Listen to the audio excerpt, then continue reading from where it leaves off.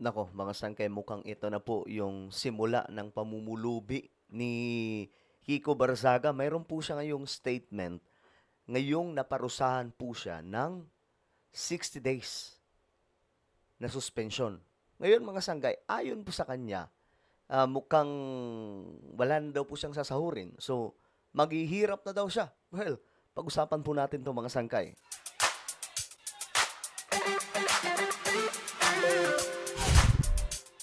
So, ayan nga po mga sangkay, itong si Kiko Barzaga ngayon, panay po yung putak, no? Nagpapaawa mga sangkay. Meron po siyang bagong statement ngayon, no? Na pag-uusapan natin kasi nasuspindi po ito ng 60 days sa pagiging isang kongresista.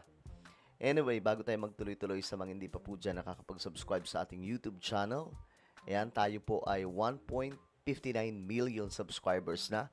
So, kung gusto nyong ma-update ng mga vlogs po natin, kagaya po ng mga opinion natin, pampolitika at kung ano-ano pa mga usapin mga sangkay, makikita nyo po yung subscribe button sa baba ng video na to. I-click nyo lamang po yung subscribe, i-click ang bell, at i-click nyo po yung all. Alright? Sa mga nanonood naman po sa Facebook, syempre guys, i-follow nyo po yung ating Facebook page. Ngayon mga sangkay, ito nga pong nangyari kay Kiko Barzaga. Ngayong, kumbaga, naano na siya mga sangkay ngayon, na nabigyan po ng kaparusahan. Ito yung kanyang sinabi.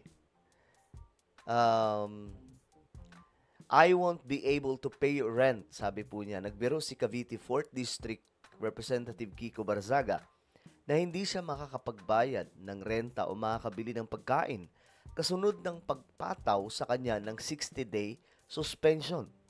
Sinuspende si Barzaga dahil sa disorderly behavior. Klaro naman to mga sangkay. Disorderly behavior sa kanyang social media posts. Hindi siya makakatanggap ng sahod habang suspendido. Yun ang maganda mga sangkay. Ako opinion ko dito. Hindi naman po siya maghihirap kung di siya sa sahod. Maniniwala ba kayo mga sangkay na maghihirap ang taong ito? Di ba nga po nung kampanya, nagpapasikat po yan mga sangkay ng sandamakmak na pera. Napakaraming pera ang kanyang pinapakita sa social media. Na marami na nga pong naiinis mga sangkay. Actually, kumalat po yun. Simula po nung bumabanat na siya kay BBM, bumabanat na siya sa mga politikong korap. Ayun, mga sangkay, inungkat yung mga pictures kung saan may hawak siyang pera na napakarami, piniflex po niya. So, I don't think mga sangkay sa tagal po nila sa politika. Ito, anak po ito ng politiko, mga sangkay na dilawan. Kaya hindi na rin po nakapagtataka na nagiging anti-Marcos ito ngayon. Yung tatay, dilawan, mga sangkay. Sabi niya, since I have no salary,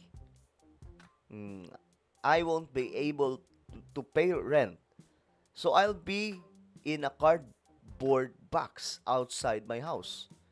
I'll eat and sleep there. Sabi po niya mga sangkay. Aba, ito po ay, kumbaga, patama niya actually mga sangkay. Sarcastic na datingan, na banat niya. Na kumbaga, parang sinasabi niya mga sangkay na, hindi ako mamumulubi. Kahit tanggalan niyo ako ng salary, kaya akong mabuhay. Marami akong pera. Ganun po yun mga sangkay.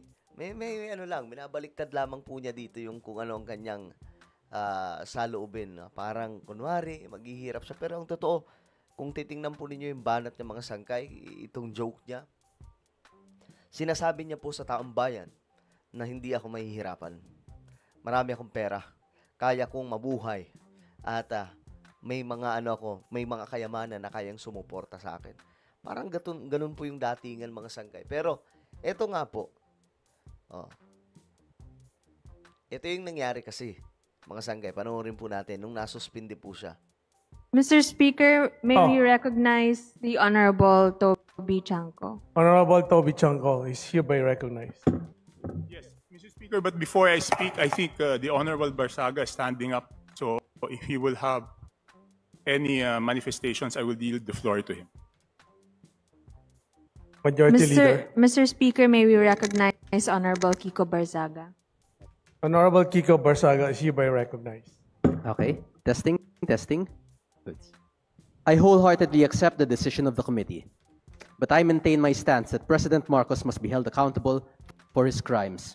Too many people have died and too much money was plundered from the Filipino people for us to stand down now. Imbis na magpakumbaba mga sangkay, lalo pang nagyabang. Binanat-banatan pa si BBM. Ano talaga mga sangkay? Tingin ko dito may karga talaga itong si Kiko eh. Whatever punishment may fall upon me and others who stand against this president who has lost his constitutional mandate of serving the Mr. people is Speaker, inconsequential point of in order. relation to Okay, dito na po siya inawat mga sangkay. Kasi nga po, yung mga sinasabi niya, ay puro na po paninira. Imbis na magpakumbaba, lalo pang nagmayabang. the amounts of lives Mr. Speaker, and point of futures order. that will be saved when Majority President Leader. Marcos leaves Malacanang. It took the deaths and imprisonment Point of Majority order, Mr. Speaker. thousands. Ayun, doon na po siya mga sangkay pinatayan ng mikropono. Ngayon, mga sangkay, may mga iba nga po dyan, kumakampi kay Kiko Barsaga. Sinasabi po ng mga DDS dyan na mas nauna pa daw si Kiko Barsaga masuspindi kaysa sa makulong yung mga korap. Sinasabi nila mga sangkay. Actually guys let's be honest. Kasi sinasabi po nila na kaya daw po ginaganyan si Kiko Barsaga dahil pinapalagan niya yung mga korap. Actually hindi po yung mga korap yung pinapalagan niya eh. No? Kasi kung korap ang pinag-uusapan, dapat binabanatan niya yung iba dyan, mga sangkay. Lalong-lalo na po yung mga kaalyado po ng mga DDS na mga senador. Diba? Pero hindi. Bumabanat lamang po siya kay PBBM. At ito ito yung sinasabi mga sangkay na mga hindi na po talaga, wala na po talaga sa ayos ng mga sinasabi niya. Gaya po nito. President Marcos, one president today, gusto daw po ni PBBM na si PRRD ay pumanaw doon sa The Hague para daw po takutin ang kanyang mga political opponents, yung mga kalaban niya sa politiko.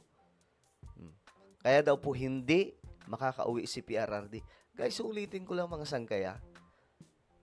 Wala namang kinalaman si BBM doon eh. Since nasa The Hague na, nasa ICC na, trabaho na nila yun. Korte na po nila doon mga sangkay. Wala nang BBM dyan na involved. Ano yun? Tanga-tanga yung mga judge doon para po maanuhan ni BBM, mapayungan. Ito pa mga sangkay. Isa to sa mga banat niya na fake news laban kay PBBM. Sabi ni Marcos na sapat na ang 500 pesos pang Noche Buena. Siguro sapat na yun kung nag-ano daw siya, sumisinghot.